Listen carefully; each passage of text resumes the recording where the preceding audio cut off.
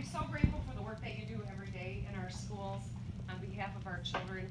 You know, as a product of Michigan Public Schools and an even prouder parent of kids in Michigan Public Schools, I know no one goes into education because they think it's lucrative, right? It's a passion, it's a calling, and it is the backbone of what levels the playing field for every kid in this state. And so I want to first start by thanking them for the work they do. I want to acknowledge these extremely well-behaved children standing here. It is hot, it's late in the afternoon, and I know adults who are not as well-behaved. Let's give them a little hand.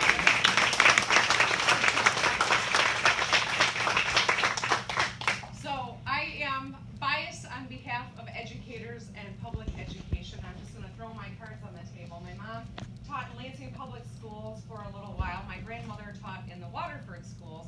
And my grandfather was the superintendent of the Pontiac Public Schools. And I know that a strong public education is what truly levels the playing field for kids. It's also what drives an economy and drives a high quality of life.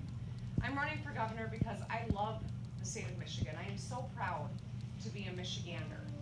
But I look around at the Michigan that my kids are growing up in, and it does not live up to the Michigan that I think of when I talk about my Michigan pride. There was a point in time where people used to come to our state for economic opportunity and a high quality of life. They moved here from Kentucky or Tennessee like my in-laws, or Alabama or halfway around the world.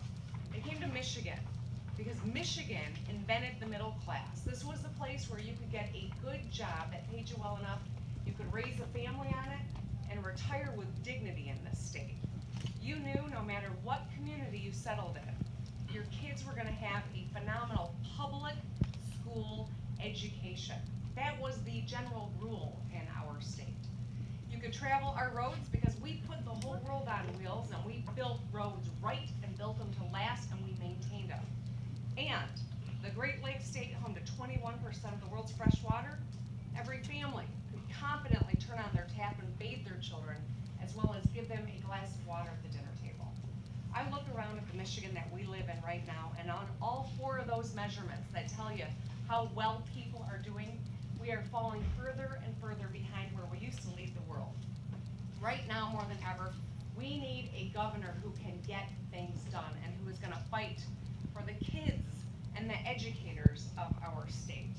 That's why I wanted to be here at Luton, the place where my husband got his start as a kindergartner, and unroll our education plan for Michigan kids and Michigan educators. Because when it comes to education, the first question and the last question that any policymaker, any budget writer, any legislator should be asking is, how are the children of our state doing? Yeah. That should drive every decision.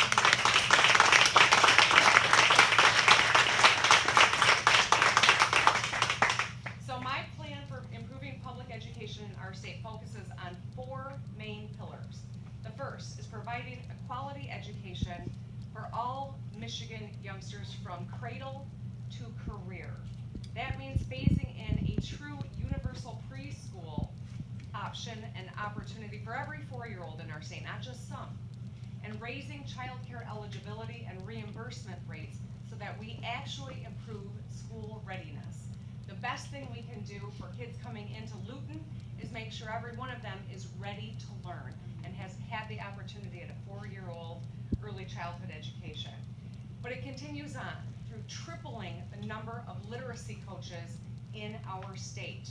Right now, the philosophy at the Capitol seems to be there's no constitutional right to literacy. That's what our Attorney General and Governor say in court. I do not agree. I believe every child has a birthright to a solid education.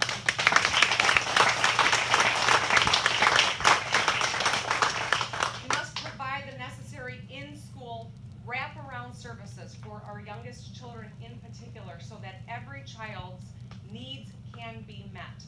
Our teachers are often find themselves in packed classrooms without the aid of a school nurse or a school psychologist or a social worker or a counselor. So we leave it on the teacher to do all of those things, and then we penalize them when they're not able to wear every single hat and meet our kids' needs.